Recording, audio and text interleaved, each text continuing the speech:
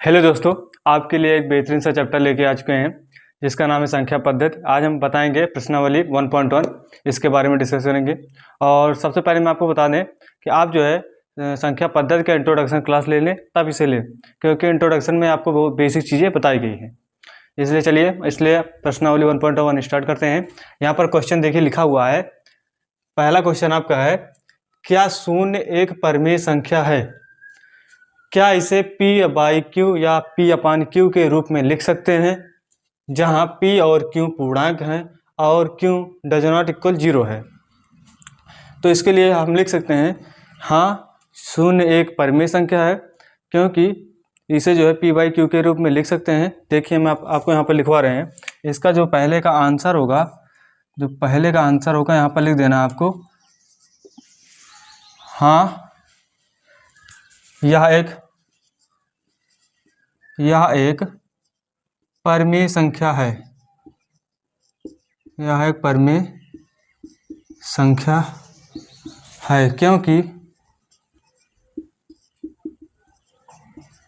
इसे P/Q के रूप में लिख सकते हैं।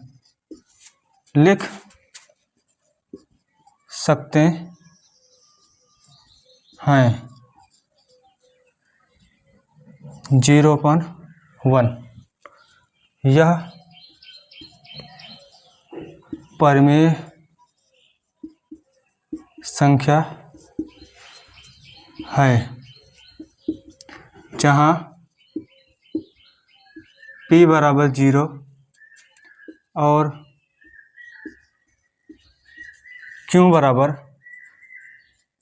1 है। देखिए यहाँ पर क्या पहले का आंसर क्या है, हाँ, यह एक परिमेय संख्या है, क्योंकि हम 0 को जो है P/Q के रूप में लिख सकते हैं। 0 को हम लिख सकते हैं 0/1, 1 से भाग देंगे तो 0 में से 0 ही आएगा, 0/1 लिख सकते हैं। यहाँ पर Q डज नॉट इक्वल 0 कह रहा है, तो हमारा Q डज नॉट इक्वल 0, क्योंकि 0 Q जो है, ये 1 जो है, 0 तो है नहीं, 1 है, तो ये सेटिस्फाई हो रहा है, कंडीशन को सेटिस्फाई कर रहा है। इसका जो परिमेय संख्या किसे कहते हैं मैं इंट्रोडक्शन में बता चुका हूँ, इसलिए आप इंट्रोडक्शन ले लें। और क्या कह रहा है, जहाँ P, देखिए जो P है 0 हो गया और Q जो बराबर 1 है, तथा ये सत्य हो गया। ये आपका पहला हो गया। अब हम चलते हैं आपके दूसरे क्वेश्चन की तरफ। ठीक है, दूसरा क्वेश्चन कह रहा है 3 और 4 के बीच में 6 परिमेय संख्याएं आपको ज्ञात करना है। चलिए हम बताते हैं, हम इसको डिलीट कर रहे हैं, आप स्क्रीनशॉट ले लीजिए। चलिए देखिए, यहाँ जो है सबसे पहले हम इसे डिलीट करके हम आपको दिखाएंगे दूसरा क्वेश्चन जो है क्या कह रहा है आपका। देखिए 3 और 4 के बीच में जो है 6 परिमेय संख्या बतानी है, तो आप क्या करेंगे, ऐसे लिख देना। आपका जो दूसरा वाला आंसर है क्या है, 3 और 4 के बीच 6 परिमेय संख्या। तो सबसे पहले क्या करेंगे, कितनी संख्या पूछा है, 6 परिमेय संख्याएं पूछा है ना, तो यहाँ पर आप लिखेंगे 6, इसमें ऐड 1 जो है ऐड कर देंगे अपने इच्छा अनुसार। वह केवल 1 ऐड करना है, जितना पूछे उसमें केवल 1 ऐड करना। 6 में मैंने 1 ऐड कर दिया, क्या आया, 7। अब क्या करेंगे, इसी 7 को या इसी 7 को जो है इसमें 3 में मल्टीप्लाई डिवाइड करेंगे और 4 में मल्टीप्लाई डिवाइड करेंगे। देखिए कैसे क्या करेंगे, 3 और 4 में जो है, देखिए 3 और यहाँ पर लिख देंगे, हम डायरेक्ट कर दे रहे हैं। यहाँ पर 3 को लिख सकते हैं 3/1। अब इसी में 7 से मल्टीप्लाई और डिवाइड कर दो, और यहाँ पर लिख दीजिए 4 को लिख सकते हैं 4/1। इसी 7 से जो है मल्टीप्लाई डिवाइड कर दें। इससे 7 से मल्टीप्लाई करेंगे, 7 त्रिक 21/7, और क्या आया, 7 चौक 28/7। इसी के बीच में 6 परिमेय संख्या निकालना है। इसके बीच में क्या, बीच में लिखना है आपको। तो क्या करेंगे, यहाँ पर 21 के बाद क्या आएगा, 22, तो यहाँ पर लिख दो 22/7, 23/7, 24/7, 25/7, 26/7, 27/7। देखिए कितने हुए, 1 2 3 4 5 6, ये हमें 6 परिमेय संख्याएं प्राप्त हो चुकी हैं। यही आपका जो है आंसर है, आपका जो है दूसरा आंसर हो गया। अब हम चलेंगे आपके तीसरे क्वेश्चन की तरफ। इसे आप डिलीट कर रहे हैं, नोट डाउन कर लीजिए। चलिए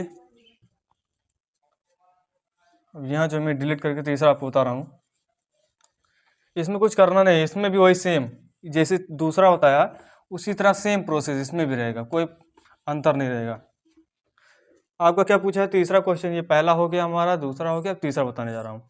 पूछा हुआ है 3/5 और 4/5 के बीच 5 परिमेय संख्या ज्ञात करना है। मैंने क्या पूछा, कितने परिमेय पूछा है यहाँ पर, 5। तो यहाँ पर लिखना है ऐसे 5, इसमें 1 ऐड कर देना, 1 ऐड करोगे कितना आएगा 6। अब क्या करोगे, इसमें जो है 6 से मल्टीप्लाई डिवाइड, इसमें भी 6 से मल्टीप्लाई डिवाइड। यहाँ पर देखिए क्या करेंगे, 3/5 में जो है 6 से मल्टीप्लाई डिवाइड, और यहाँ पर 4/5 में 6 से मल्टीप्लाई डिवाइड। मल्टीप्लाई और डिवाइड का मतलब यह है गुणा और भाग करना, 6 से ही गुणा करना, 6 से भाग।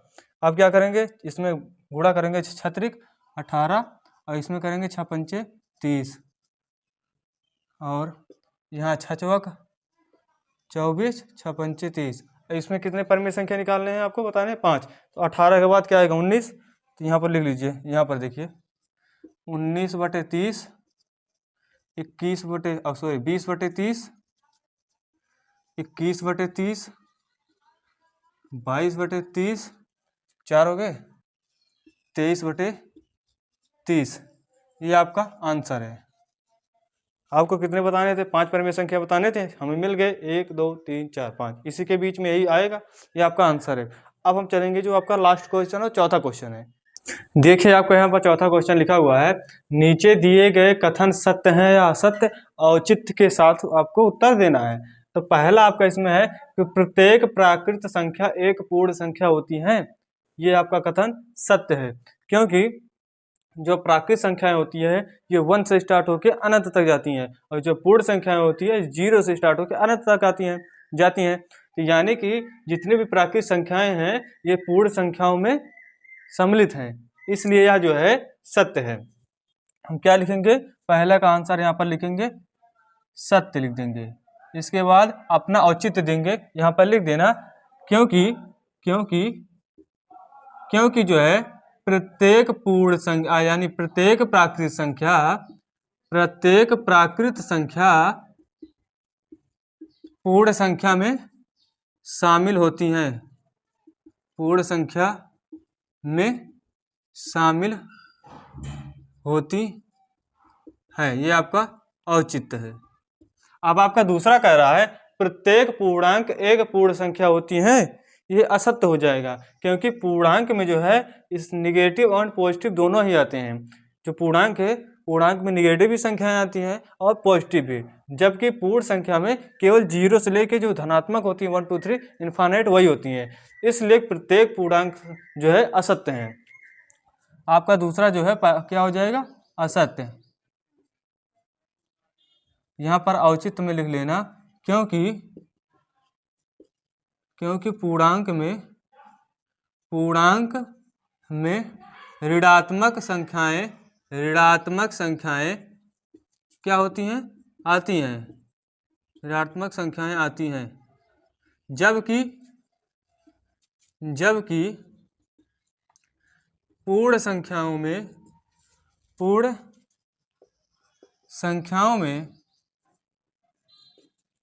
ऋणात्मक नहीं आते हैं। ये आपका दूसरे का हो गया। अब हम चलेंगे तीसरे क्वेश्चन की तरफ। आपका तीसरा क्वेश्चन कह रहा है प्रत्येक परिमेय संख्या एक पूर्ण संख्या होती है, इसको आपको बताना है। देखिए हम इसे डिलीट कर दे रहे हैं। अब आपका यहाँ क्या होगा, देखिए जो परिमेय संख्या होती हैं इसे हम p/q के रूप में लिख सकते हैं, और ये पॉजिटिव और निगेटिव दोनों ही होती हैं। जो परिमेय संख्या है पॉजिटिव निगेटिव दोनों हो सकते हैं, p/q के रूप में लिख सकते हैं। और पूर्ण संख्याएं जो होती हैं ये 0 होती है, 1 2 3 ये सब होती हैं। हालांकि इसे p/q के रूप में लिख सकते हैं, लेकिन क्या इसमें निगेटिव पार्ट आते हैं, नहीं आते हैं। लेकिन जो पूर्ण संख्या है p/q के रूप में जो लिखने के तरीके हैं इसमें केवल ऐसे ही हैं। ये 0/1 लगा सकते हैं, 1 को 1, 2/1, अर्थात जो नीचे क्यों होगा वो 1 होगा। इसमें जो है पूर्ण संख्याओं में 1 फिक्स होगा, लेकिन परमेय संख्याओं में क्यों फिक्स नहीं होगा, क्यों जो है 0 नहीं होगा और सभी होंगे, और इसमें जो है क्यों फिक्स हो जाता है, जिसके कारण जो है प्रत्येक परमेय संख्या जो है एक पूर्ण संख्या नहीं होती है। आपको लिखना कैसे है, आपको इसी तरह लिख देना है, यहाँ पर लिख देना है असत्य, इसका क्या हो जाएगा असत्य, औचित्य में डाल दीजिए कारण में, क्योंकि परमेय संख्याएं जो है परमेय संख्याएं धनात्मक,